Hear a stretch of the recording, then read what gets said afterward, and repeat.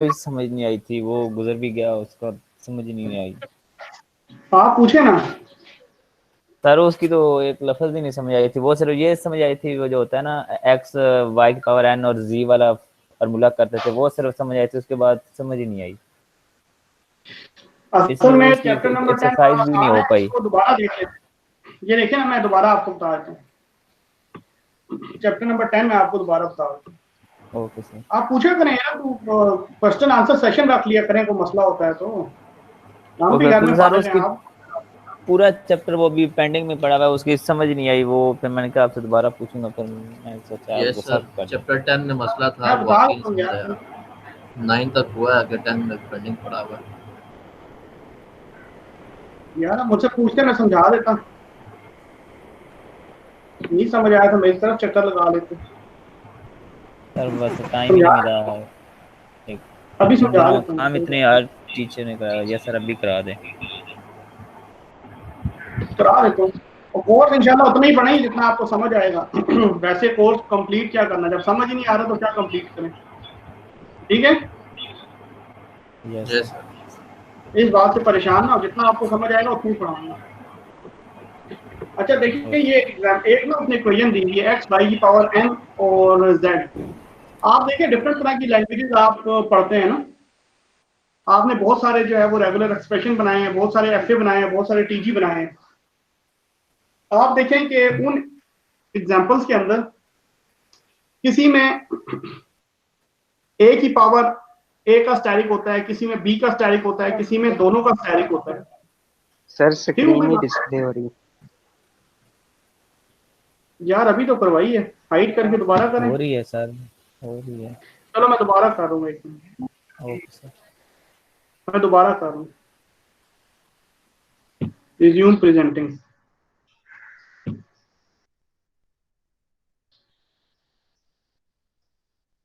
अब आइए जी। जी sir. Yes sir आ रही चलें, तो आपके पास डिफरेंट तरह की लैंग्वेजेस होती है ना, किसी की पावर ए की पावर स्टेरिक होती है, ए की पावर प्लस होती है, या किसी में एक से ज्यादा जो है वेरिएबल होते हैं, ए की पावर स्टेरिक, बी की पावर स्टेरिक, सी की पावर स्टेरिक, डी की पावर स्टेरिक। समझ आ गई बात? तो इस तरह से डिफरेंट क्वेश्चन आपने किए हैं चैप्टर नंबर 4 में, 5 में, 6 में, 7 में। इसी तरह से आपने फिर क्लीन थ्योरम किया कि अगर आपने किसी एक मेथड को यूज किया तो आप बाकी मेथड यूज करके भी उसी लैंग्वेज को रेगुलर प्रूफ कर सकते हैं। फिर आपने फाइनाइट ऑटोमेटा विद आउटपुट देख ली। तो पहले 9 चैप्टर के अंदर सिर्फ आपने रेगुलर लैंग्वेजेस को स्टडी किया। तो ऑथर आपको ये बताना चाहता है कि ऑटोमेटा के अंदर सिर्फ रेगुलर लैंग्वेजेस ही नहीं होती, ऑटोमेटा के अंदर नॉन रेगुलर लैंग्वेजेस भी होती हैं। तो नॉन रेगुलर लैंग्वेज को फिर हम किस तरह से रिकॉग्नाइज करेंगे? उसने रिकॉग्नाइज करने के लिए नॉन रेगुलर लैंग्वेज को 2 मेथड बताए। एक मेथड ये है पंपिंग लीमा वाला, और दूसरा है माइहेल-मिराल थ्योरम वाला। जो पंपिंग लीमा वाला मेथड है, पंपिंग लीमा एक साइंटिस्ट था जिसने कहा कि एक इक्वेशन उसने बना दी। वो कहता है कि एक इक्वेशन है एक्स वाई की पावर एन और जेड। उसमें उसने ये कहा कि वो लैंग्वेज जिसके अंदर इन्फिनिटी सिर्फ एक बार आए, यानी कि किसी एक वेरिएबल को आप इन्फिनिटी टाइम ले सकते हैं, एक से ज्यादा वेरिएबल को आप इन्फिनिटी टाइम नहीं ले सकते। एक वेरिएबल को आप इन्फिनिटी टाइम ले सकते हैं और 2 वेरिएबल को आप फाइनाइट नंबर ऑफ टाइम ले सकते हैं। अगर आपको जो सवाल दिया गया है उस सवाल के अंदर एक वेरिएबल ऐसा है जो इन्फिनिटी टाइम है और मैक्सिमम 2 वेरिएबल ऐसे हैं जो कि फाइनाइट नंबर ऑफ टाइम है, तब तो वो लैंग्वेज रेगुलर होगी। और अगर किसी लैंग्वेज के अंदर, जो लैंग्वेज आपको प्रूफ करने के लिए दी गई है, उसमें नंबर ऑफ वेरिएबल जो कि इन्फिनिटी को अचीव करते हैं वो एक से ज्यादा हैं, तो वो लैंग्वेज नॉन रेगुलर हो जाएगी। अगर आपको कोई लैंग्वेज दी गई है जिसमें एक से ज्यादा वेरिएबल हैं और उनकी प्रॉपर्टी ये है कि वो उनके ऊपर स्टेरिक लगा हुआ है या प्लस लगा हुआ है, तो इसका मतलब ये है कि वो इन्फिनिटी तक जाते हैं। तो पंपिंग लीमा ये कहता है कि वो वाले क्वेश्चन जिसके अंदर एक से ज्यादा वेरिएबल इन्फिनिटी तक जाते हैं वो क्या होगा? नॉन रेगुलर होगा। तो बात समझ आइए पंपिंग लीमा की? Yes sir. जी सर, बड़ी बहुत सिंपल अच्छा। बात है। फिर आपने सवाल देखा, आपने उसने ये कहा कि इन्फिनिटी तक जाते हुए आप जो एन लेते हैं वो 1 2 3 4 5 लेते हैं।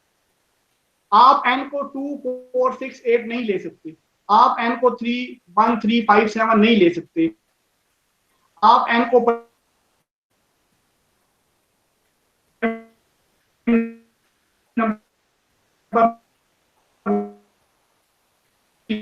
ले सकते, आप n को स्क्वायर नहीं ले सकते, आप n को इवन आर्ट नहीं ले सकते, आप उसका नहीं, जहां ये सारी बात आती जाए। समझ आ गई ये बात? Yes sir. ये बात समझ आई आप लोगों को? अब आप देखिए, मैंने जितनी ये बातें की हैं कि आप 1 3 5 7 नहीं ले सकते, 2 4 6 8 नहीं ले सकते, स्क्वायर नहीं ले सकते, प्राइम नहीं ले सकते, पैलिंड्रोम नहीं ले सकते, ये जितनी चीजें मैं कह रहा हूँ ये सारे के सारे आपकी एक्सरसाइज के क्वेश्चन हैं। तो मैंने एक सांस के अंदर आपको 10 क्वेश्चन के आंसर बता दिए। आप सिंपली क्या लिखते हैं, ऑब्जर्वेशन लिखने का तरीका मैंने आपको बताया था कि आप ऑब्जर्वेशन कैसे लिखते हैं, ये बताई नहीं ऑब्जर्वेशन लिखना, ठीक है ना। ये आप देखिए, मैंने आपको कहा था ये एग्जांपल कर लें, आपको सवाल करने आ जाएंगे। ये देखिए पेज नंबर 194 आपको नजर आ रहा है? Yes sir. Yes sir. अब आप देखिए उसने इसमें ऑब्जर्वेशन लिखी हुई। ऑब्जर्वेशन 1 क्या है कि if the y string contain the b then x y y z would contain two b's which no word in this language can have. Observation 2, if y string is all a's then the b in the middle and the word x y z is in. अब आप देखिए वो different तरीके से observation लिख रहा है कि वो ये कहता है कि अगर आपके पास a की पावर a का स्टेरिक है और b का स्टेरिक है, तो वो ये आपको कह रहा है कि अगर आपने a को 1 से लेकर इंफिनिटी तक ले लिया है और a की पावर स्टेरिक को आपने y ले लिया है, तो आप b की पावर स्टेरिक को y नहीं ले सकते, एक को ही ले सकते हैं ना मैक्सिमम। तो इस तरह से आपने ऑब्जर्वेशन लिख देनी है। तो जब आप ऑब्जर्वेशन लिखेंगे एक पैराग्राफ की फॉर्म में और नीचे आप लिख देंगे, क्योंकि ये पंपिंग लीमा की डेफिनेशन के ऊपर पूरा नहीं उतरता, इस वजह से क्या हो गया, नॉन रेगुलर हो गया। अब बात समझ आ गई आप लोगों को? Okay sir. इसी तरह से माइकल-नेराउ थ्योरम आपको ये कहता है कि हम क्या करते हैं, जब भी कोई क्वेश्चन कोई भी चीज हमारे सामने रखी जाती है हम उसकी क्लासेस बनाते हैं। समझ आ गई बात? हम क्या बनाते हैं, क्लासेस बनाते हैं, C1 C2 C3 और Cn तक हम क्लासेस बनाते हैं। अगर तो आपके पास नंबर ऑफ वेरिएबल एक, फॉर एग्जांपल आपके पास सिर्फ a है और उसकी पावर n है, आपके पास सिर्फ क्या है, a है और उसकी पावर क्या है, n है, तो बिल्कुल सेम जो बात मैंने आपको पंपिंग लीमा में बताई है वही माइकल-रेनॉल्ड में आपने याद रखनी है कि अगर आपके पास किसी एक वेरिएबल के ऊपर प्लस है या स्टेरिक है या n है तो वो तो रेगुलर होगा। अगर एक से ज्यादा के ऊपर प्लस है, स्टेरिक है या n है तो वो नॉन रेगुलर होगा। तो उससे बनने वाली क्लासेस क्या होंगी, इनफाइनाइट होंगी। अगर आप देखें सिर्फ a स्टेरिक है, आपका क्वेश्चन एग्जांपल है a स्टेरिक, अब वो कहता है कि माइकल-नेराउ थ्योरम से बताएं कि ये रेगुलर है या नॉन रेगुलर है, तो आप क्या करेंगे, C1 क्या करेंगे कि ये एक ऐसा C1 में आप लिखेंगे कि ये स्टार्ट a से होता है, C2 क्लास में लिखेंगे ये एंड a के ऊपर होता है, C हो गया, रेगुलर हो गया। अगर वो कहता है कि a स्टेरिक है और b स्टेरिक है, ये माइकल-रेनॉल्ड थ्योरम से बताएं कि ये हमारे पास रेगुलर है या नॉन रेगुलर है, तो उसमें C1 क्लास क्या बनेगी, एक a और एक b, C2 क्लास क्या बनेगी, 2a और 2b, C3 क्लास क्या बनेगी, 3a और 3b, C4 क्लास क्या बनेगी, 4a और 4b, और Cn क्लास कौन सी बनेगी, n नंबर ऑफ a's और n नंबर ऑफ b's। तो टोटल क्लासेस कितनी बनी, n, मीन इनफाइनाइट क्लासेस बनी। तो इनफाइनाइट क्लासेस बनने की वजह से वो क्या हो गया, नॉन रेगुलर हो गया। बहुत आसान सी चीज है, कोई इसमें कॉम्प्लिकेशन नहीं है, सिंपल सी चीज है, डेफिनेशन समझने की बात है। Okay sir. ठीक हो गई ये बात? Yes sir. किसी का कोई क्वेश्चन है तो मुझसे पूछें। डिस्कशन है, फ्रेंडली डिस्कशन है, कोई परेशान होने की बात नहीं है, नहीं भी समझ आए दोबारा पूछना। सर इसकी जो एक्सरसाइज है वो अगर थोड़ी बहुत ना समझा दें, मुझे बड़ी अजीब सी लग रही है। हाँ हाँ, तो मैं निकालें, एक्सरसाइज निकालें ना, मैं निकाल लेता हूँ, आप मुझे क्वेश्चन बताएं, मैं बता देता हूँ। क्वेश्चन देख लेते हैं इसके। Yes sir.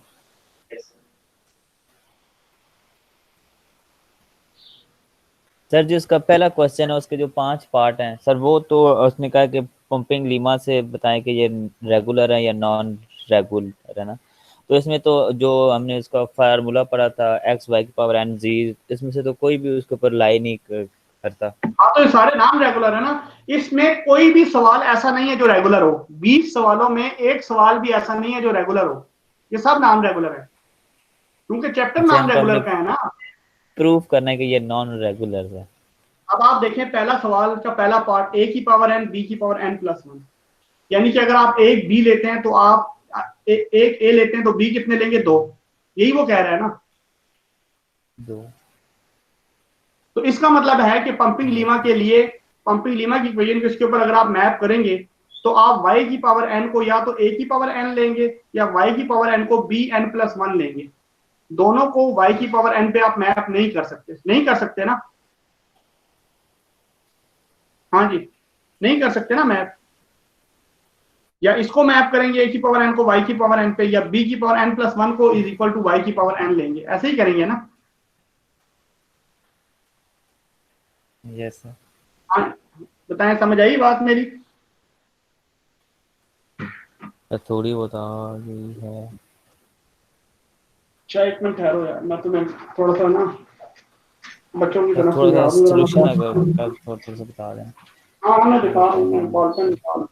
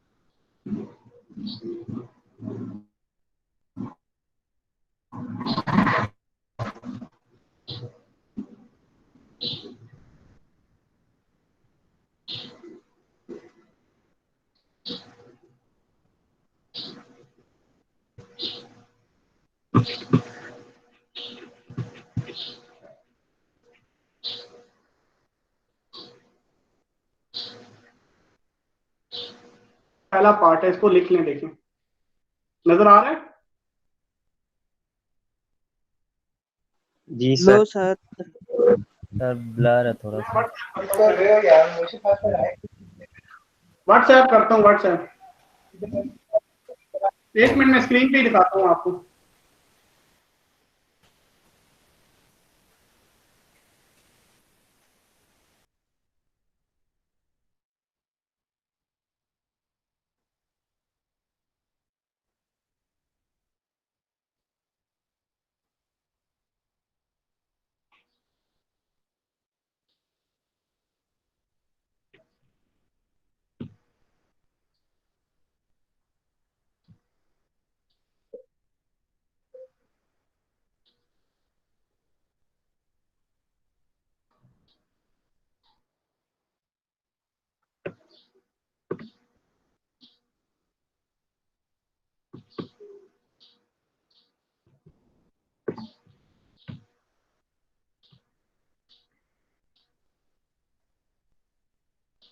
ये देखें, पिक्चर नजर आ रही है आपको स्क्रीन पे?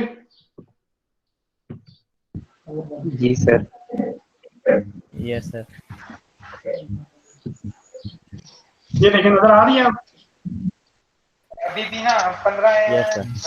Yes sir. आप देखें कि आपका सवाल था a की पावर n और b की पावर n प्लस 1, और आपने उसे पंपिंग लीमा की डेफिनेशन से प्रूफ करना था एक्स वाई की पावर एन और जेड। अगर आप देखें ए की पावर एन को वाई की पावर एन ले लेंगे तो फिर आप क्या करेंगे, बी की पावर एन प्लस वन को वाई की पावर एन लेंगे।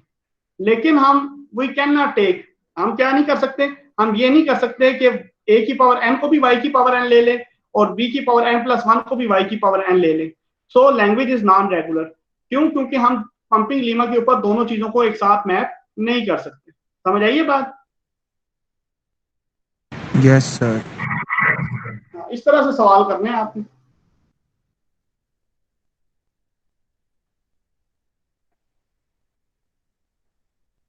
सर Yes, बस sir. इसी तरह करनी है। हाँ तो और क्या करना है इसमें? ठीक हो गया सर।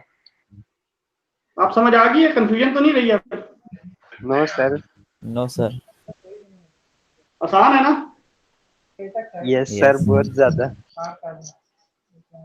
दूसरा भी देख लो, अगर ये माई हिल से करना हो तो C1 क्लास क्या बनेगी, एक ए, और ये C2 क्लास क्या बनेगी, दो, और ये तीन। तीन है तो ये चार बनेंगे, ठीक है ना? C है तो ए की पावर एन और बी की पावर एन।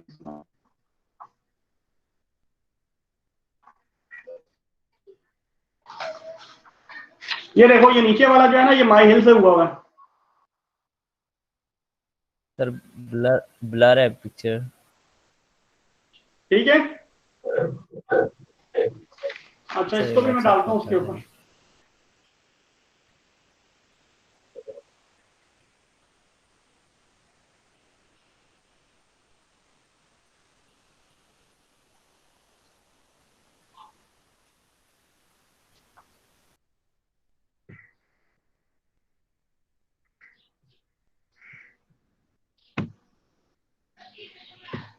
ये देखें, नजर आ गए? जी sir. C1 class, C2 class, C3 class और फिर CN क्लास डॉट डॉट करके तो नॉन रेगुलर है। ठीक हो गया? सर इसमें जो हमारे पास जो भी एक्सप्रेशन दिया होता है उसको हम क्लासेस में डिफाइन करके फिर उसको सॉल्व करते हैं। ठीक है, मैं 1 मिनट आता हूँ। ठीक है, मैं 1 मिनट आता हूँ।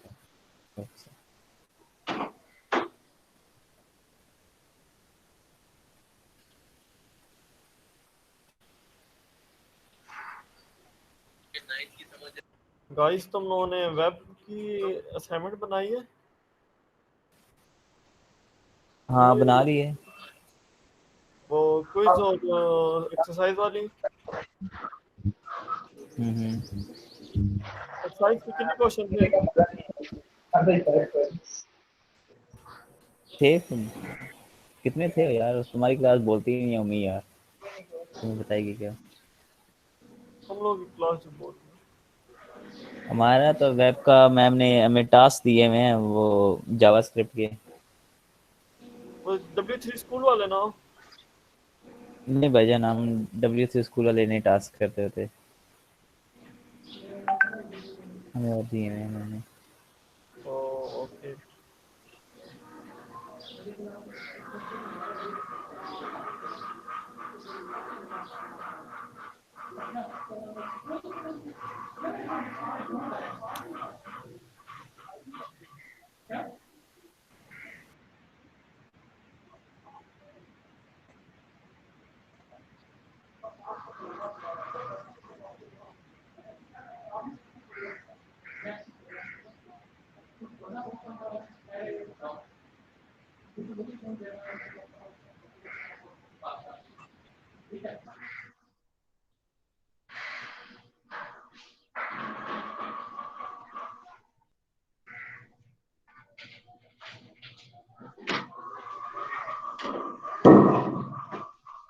अच्छा जी, ठीक हो गया जी, समझ आ गया?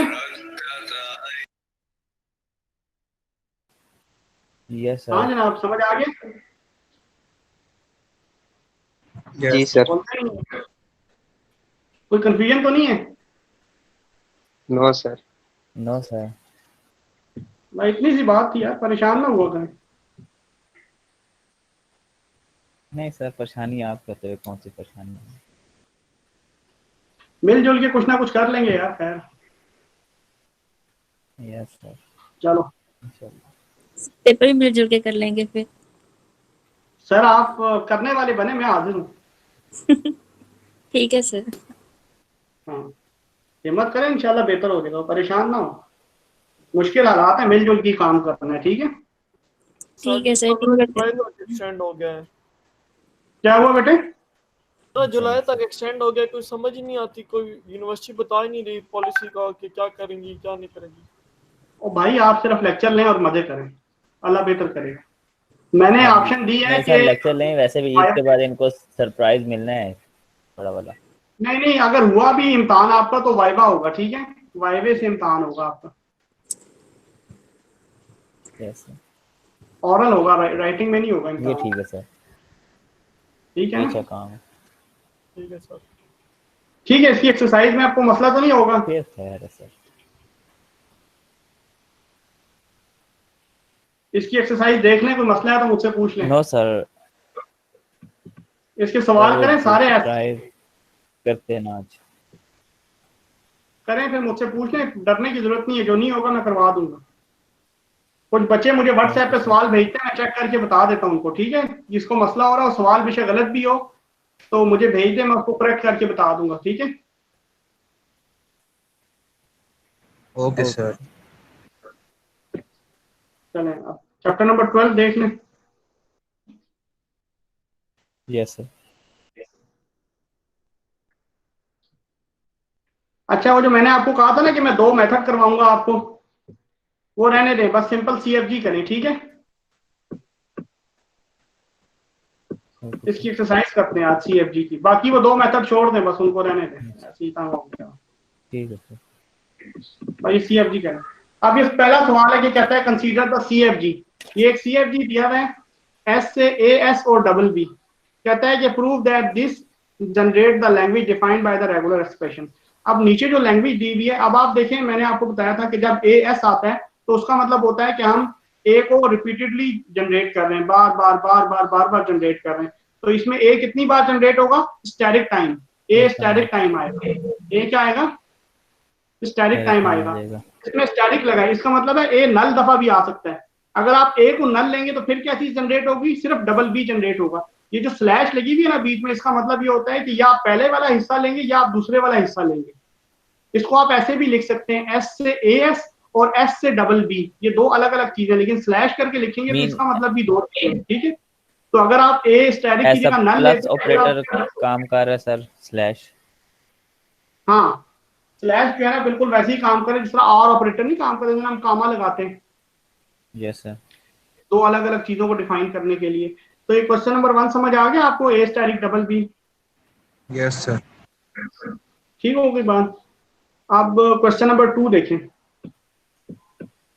ये देखें कि क्वेश्चन नंबर 2 के अंदर आप ये देखें कि ये जो x है, x से आप क्या जनरेट कर सकते हैं? A, ये कैपिटल X है, ये देखें स्मॉल x लिखा हुआ है ना, AX स्मॉल लिखा हुआ है। Yes sir. इसको कैपिटल लिखना है आपने, बुक में अपने ठीक कर लें, ये स्मॉल x लिखा हुआ है। क्वेश्चन नंबर 2 पेज नंबर 255 पे AX जो लिखा हुआ है, ये कैपिटल है, स्मॉल नहीं है। ये पहले वाला AX और दूसरे वाला BX ये सेम है, दोनों x इनमें सेम है। और x की आप देखें, उसने कहा s से आप क्या जनरेट कर सकते हैं? x y x। और x से क्या जनरेट कर सकते हैं आप? x से आप AX कर सकते हैं, BX कर सकते हैं और नल कर सकते हैं।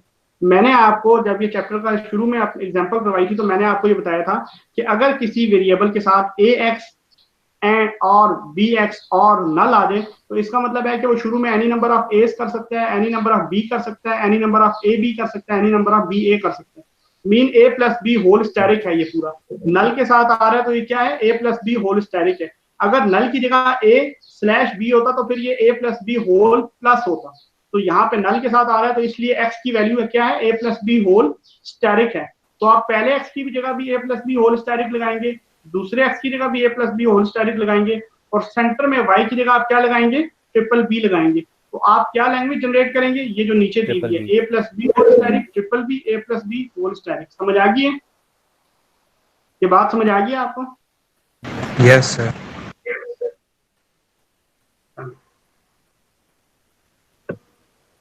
ये क्वेश्चन नंबर 3 है इसका कि कंसीडर द CFG।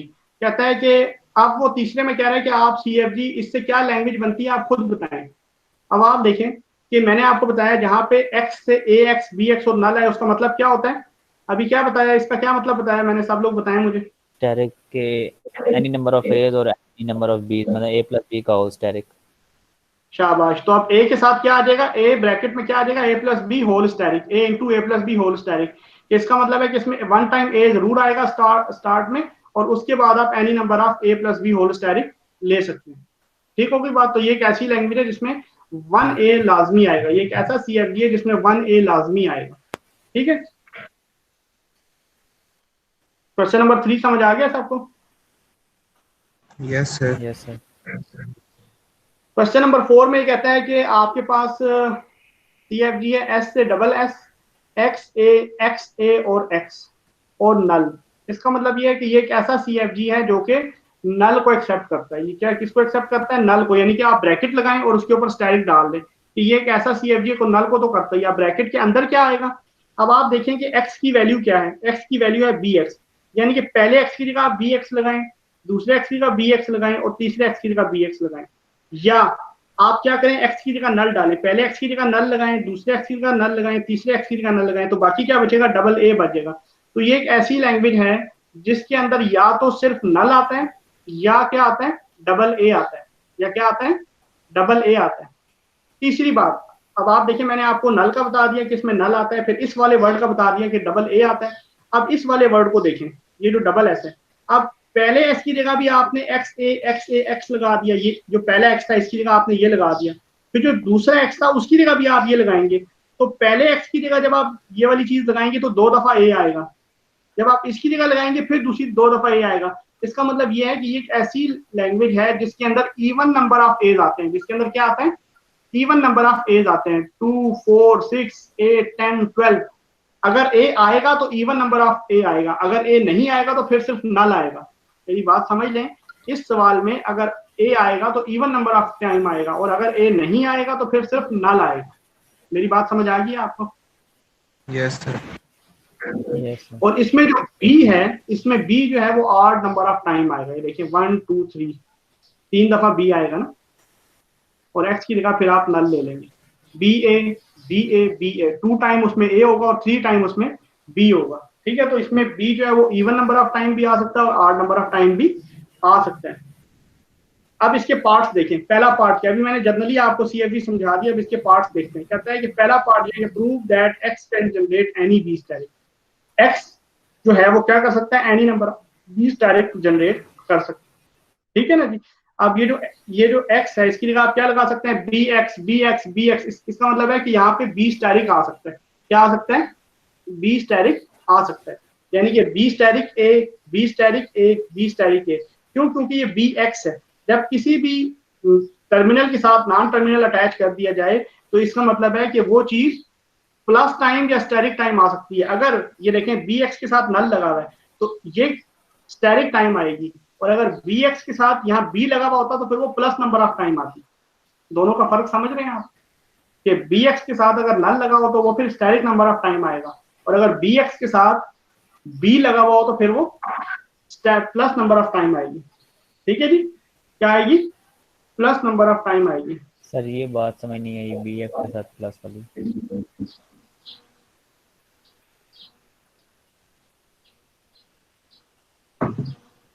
देखिए ना, सिर्फ इसको देखें, ये वाला सेकंड वाला एक्सप्रेशन है, x से bx और नल, x से bx और नल। अब आप देखें x की जगह क्या लगाएंगे, bx, तो कितने b हो जाएंगे, 2 b हो जाएंगे। फिर x की जगह bx लगाएंगे तो कितने b हो जाएंगे, 3। फिर x की जगह bx लगाएंगे तो कितने हो जाएंगे, 4। तो ये काम आप कब तक कर सकते हैं, इन्फिनिटी तक। कब तक कर सकते हैं, स्टैरिक ठीक है ना। और शुरू में आप नल ले सकते हैं ना, इसका मतलब है कोई b भी नहीं आएगा। यस नल ले सकते हैं ना शुरू में x की जगह, यस सर। तो इसका मतलब है कोई बी भी नहीं आएगा। तो जब ये वाला कॉम्बिनेशन होता है तो इसका मतलब होता है बी स्टैरिक। और अगर यहाँ पे बी लगा दिया जाए नल की जगह तो इसका मतलब है फिर एक बार तो बी लाजमी आएगा ना।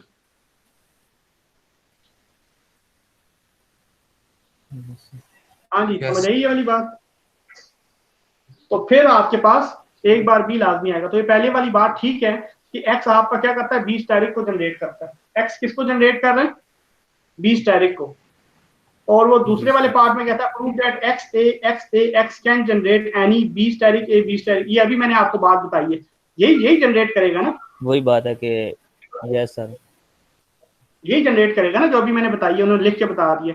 और तीसरे में वो कहता है कि prove that x Yes. Can generate, तो मैंने पहले ही बता दिया था ये, और इसके ऊपर स्टैटिक, इस नल की वजह से ये स्टैटिक आ गया, ठीक है। और ये बी स्टैटिक इस सेकंड वाले एक्सप्रेशन की वजह से आ गया। ए जो है वो यहाँ पे ऑलरेडी मौजूद है ए, और इस एक्स की जगह B static B static B static full bracket, इसके ऊपर ब्रैकेट, और इस नल की वजह से बाहर ब्रैकेट के ऊपर स्टैटिक आ गया। तो बेसिकली ये जो CFG है ये लैंग्वेज जनरेट कर रहा है, ठीक है। अब इसका जो फोर्थ पार्ट है ना, वो फोर्थ पार्ट बड़े गौर से सुनना है, ठीक है।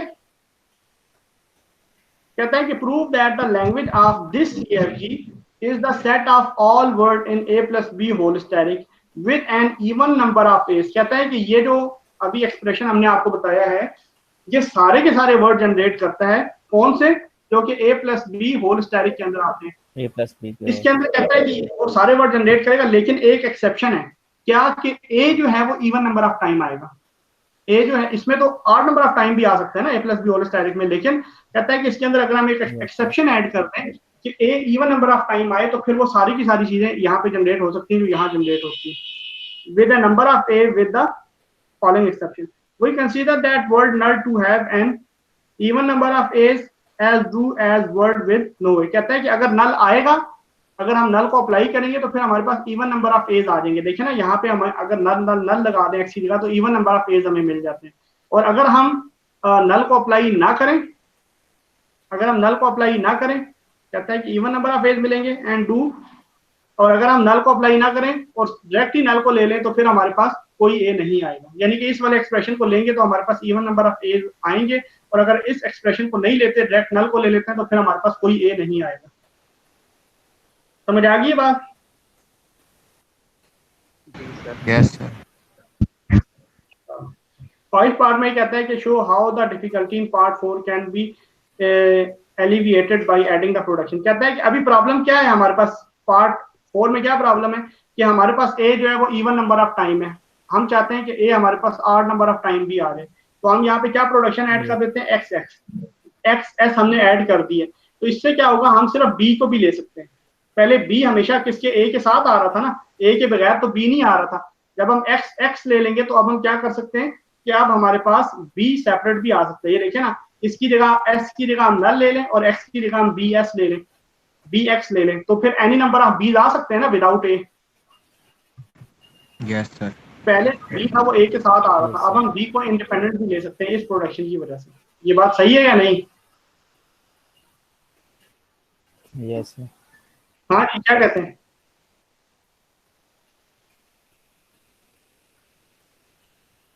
बात ठीक है कि नहीं? जी sir. Yes sir. Question number 5 देखें। Consider the CFG S, x के बाद उसने लिया हुआ बी ए, फिर एक्स और फिर ए के बाद एक्स है, और एक्स से आप क्या जनरेट कर रहे हैं, A plus B whole static. X से आप क्या जनरेट कर रहे हैं,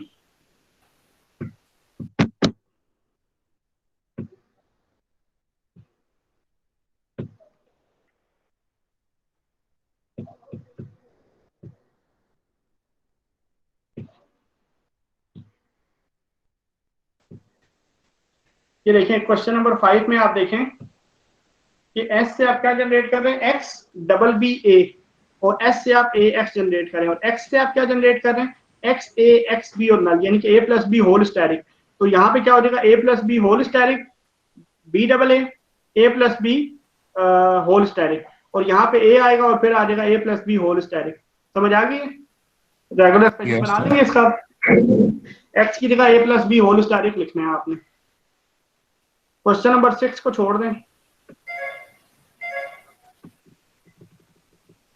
अच्छा, अब आप देखिए क्वेश्चन नंबर जो 7 है ना, इसमें आपने क्या बनाना है, CFG बनाने। क्या बनाने? CFG बनाने। बना लेंगे? Yes, sir. यस सर, ये बन जाएगा अगर ए के साथ हम एक्स लें और एस इज इक्वल हाँ ठीक टू होगा। ए एक्स बिल्कुल, करें अभी जो और किया है, x is equal to b, b x. हाँ बी एक्स कर दें, हाँ और नल कर दें, यस सर। ठीक है ना। दूसरा भी इसी तरह ही है, उसमें एक्स वाई ले लेना, एस से एक्स वाई ले लें, इसके लिए एक्स से ये कर दें और वाई से ये कर दें, ठीक होगी बात। एस वाई वाई से सर, ये सेकंड ये वाला 7 8 कैसे क्वेश्चन बनेगा? करें आप। क्या हुआ? ये जो सेकंड वाला ए स्टैटिक और बी स्टैटिक, आप एस से प्रोडक्शन लेना एक्स वाई, जो मैं बता रहा हूँ कागज पे जी लिखें, सर। एस से एरो लगाएं, एक्स वाई लिखें, कैपिटल एक्स और कैपिटल वाई, होगा सर। लिख लिए। यस अब सर। एक्स से लिखें ए एक्स और नल, एक्स एरो ए एक्स और नल, यस सर। और वाई से लिखें बी वाई और नल। होगा सर। हाँ क्या बना? ये x b x, a static और बी स्टैटिक। समझ आ गई बात? Yes sir. अब जहां पे आपने ए और बी लिखा है उसकी जगह आप बी डबल ए और ए डबल बी लिख दें। Okay sir. तो क्या बन सेम गया? एक्सप्रेशन वैसे ही हो जाएगा, एस एक्स वाई, और एक्स को हम करेंगे बी डबल ए एक्स और नल, और वाई को a double b a y और नल। हाँ ठीक हो गया, ठीक हो गया। Yes sir.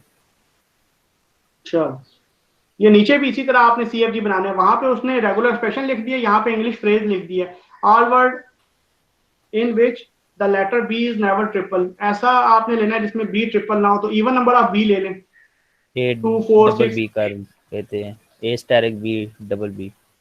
लेकिन आप ए ले लेना, बी तो अगर 4 दफा आएगा उसमें भी बी तो ट्रिपल होगा ना, ठीक है। आप एनी नंबर ऑफ एज ले लें और बस बाहर नहीं एक सर, दफा बी ए लगा दें, स्टैटिक और double b. A static b ले लेना, ए स्टैटिक बी ले लें, अच्छा ओके सर। ठीक है। ये सारे सवाल अब आपने करने हैं, ठीक है। क्वेश्चन नंबर 8 के, अब मैं मजीद नहीं ये बता रहा, ये वाले करने हैं आपने, मैंने ऊपर वाले और एक दो बता दिए आपको, सही हो गया? सही हो गया सर। चलो गुड हो गया। अब ये नीचे वाले सवाल आपने कुछ करने हैं खुद से, ठीक है ना। क्वेश्चन नंबर 9 करना है, 10 करना है, और ये 11 के अंदर आप देखें, ये जो इसने लिखा हुआ है ना मोर ए, इसका मतलब है कि ये एक ऐसा सवाल है ऐसा CFG है जिसके अंदर नंबर ऑफ ए जो है वो नंबर ऑफ बी से ज्यादा है, ठीक है ना। कि एक बी है तो 2 ए हैं, एक बी है तो 3, समझ आ गया। इसमें नंबर ऑफ बी जो है नंबर ऑफ ए से, नंबर ऑफ ए जो है वो नंबर ऑफ बी से ज्यादा है, ठीक हो गई बात। क्वेश्चन नंबर 12 छोड़ दें और 13 भी छोड़ दें, 14 भी छोड़ दें, 15 कर लें, नहीं 15 भी रहने दें, और 16 भी रहने दें, 17 भी रहने दें, 18 भी रहने दें। बस ये शुरू वाले सवाल कर लें जो मैंने करवाए हैं आपको, ठीक हो गई बात। 12 से आगे नहीं करने। ये कर, हाँ बस ये 11 तक कर लें, यस सर। निशान लगा लें 11 तक, ठीक है। ये चैप्टर ओके डन हो सर। गए, ओके सर। Yes sir. ठीक है भाई। चलो Yes, नेक्स्ट इंशाल्लाह कल कितने Yes, बजे sir. फारिग होंगे, कल कितने बजे क्लास लेनी है? सर कल तो ऑफ कल होता ना है। ले सर, परसों ले लें, संडे को। नहीं सर, इतवार को तो छुट्टी होती है ना। चलो मंडे को 11 बजे क्लास होगी फिर, ठीक है। ठीक है सर। मंडे को 11 बजे Yes, मैं sir. मैसेज कर दूंगा आप लोगों को, ठीक होगी बात। और कोई किसी का सवाल है तो बताएं। Okay sir. Okay sir. इजाजत है। Yes sir. Thank you so much sir. Yes sir.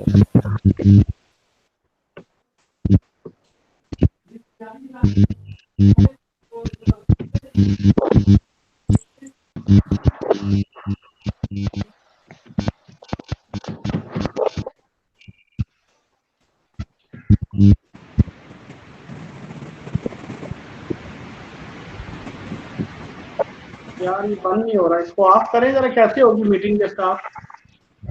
ये मीट की रिकॉर्डिंग हो रही है आपके पास? सर रुक दिया। Yes, sir. अच्छा चलें, ठीक यस है फिर सर, वो वही बात रिकॉर्डिंग करना आपने, ऑफ ठीक है नहीं हुई। ओके जी अल्लाह हाफ़िज़। अल्लाह हाफ़िज़। ओके सर, अल्लाह ओके हाफिज। सर, अल्लाह हाफिज़।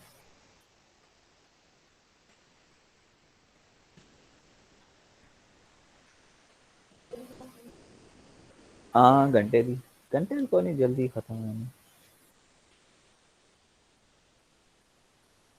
देख लो ना। ओरल वाइवा, हाँ होगा, ओरल वाइवा होगा इकरा।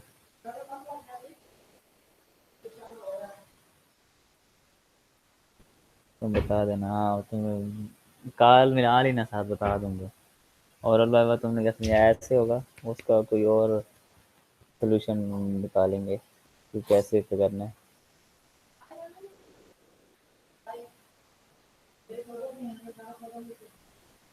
फिर मैं हाँ हाँ हाँ हाँ, अच्छा वो मैं मुनज़्ज़फ़ वाली असाइनमेंट भेज रहा हूँ, ठीक है, वो देख लो।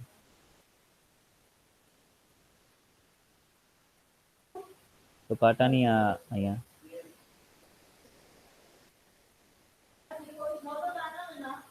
ठीक है, मेरे को लगेगा।